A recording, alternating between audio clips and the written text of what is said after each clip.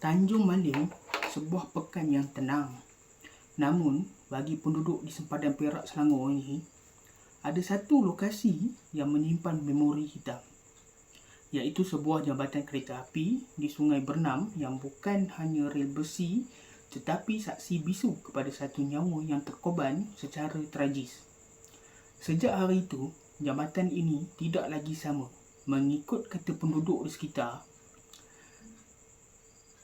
itu, pada tahun itu, yang mangsa tidak benar-benar pergi, dan sejak dari situ, berbagai perkara mistik yang seram berlaku mengganggu penduduk sekitar itu. Kejadian ini berlaku pada tahun 1970, iaitu 30 Oktober.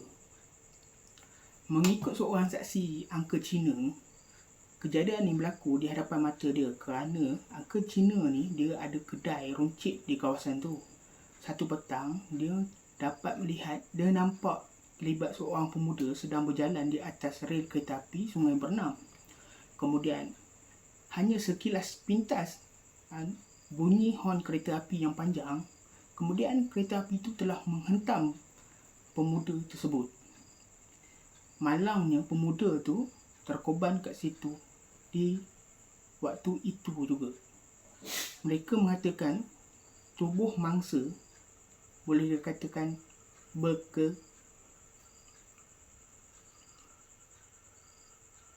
Selepas 2-3 hari kejadian tu, Uncle Cina ni seperti biasa dia menjaga kedai runcit dia. Kemudian di waktu satu senja, Uncle ni dia nampak satu kelibat pemuda yang berjalan dalam keadaan longlai ke arah berlakunya tragedi kemarin. Kemudian Uncle Cina ini berpendapat yang pemuda yang dia nampak sekarang ni adalah salah seorang keluarga dari mangsa yang terkorban tersebut. Mungkin ahli keluarga dia ingin datang tengok tempat tragedi lah.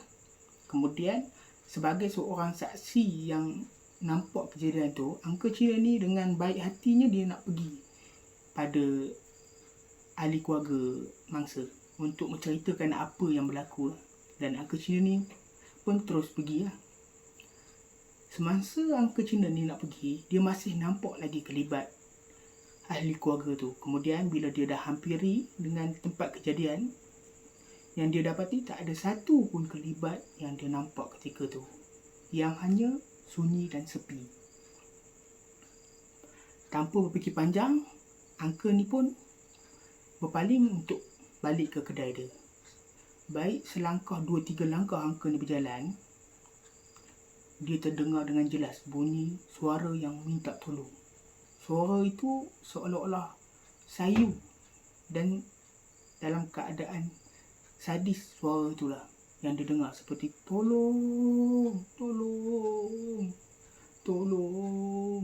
Uncle tu dengar. Uncle tu lagi sekali dia berpaling untuk pergi melihat, tapi dia tak nampak satu pun kelibat yang ada kat situ.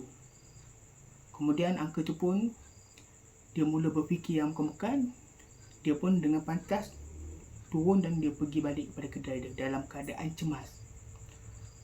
Semasa dia nak hampir dengan kedai dia, ada beberapa penduduk situ perasan yang Uncle dalam keadaan tergesa-gesa dan dalam keadaan cemas. Mereka tanya pada Uncle tu, "Kenapa ni Uncle?" Uncle tu pula jawab, Wan dengar ada orang minta tolong weh. Sana jambatan sana. Serupa itu hari punya kejadian lah." Kemudian beberapa orang yang dekat situ pun cakap, Uncle, sudahlah, sudah mau malam, tutup kedai lah. Sudahlah, tak mau fikirlah itu. Kemudian Uncle tu pun dalam keadaan termengah-mengah, dia pun tutup kedai. Bagi Uncle tu, ini satu kejadian yang amat impact dalam diri dia. Dia tak pernah alami dengan situasi macam tu. Cerita tu tak habis kat situ. Rupanya benda ni dia akan mengganggu pada waktu malam penduduk kampung. Pada malam tersebut, ketika waktu orang semua sedang tidur, keadaan sunyi.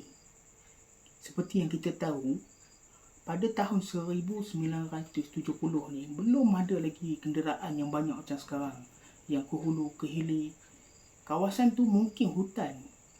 Dan orang kebanyakannya ketika tu menggunakan basikal untuk pergi ke satu tempat ke satu tempat. Dan masa tu pun belum ada kenderaan seperti sekarang. Dan mungkin belum ada lagi lebuh raya ataupun jalan besar seperti sekarang. Mungkin jalan yang tak berapa nak elok lah.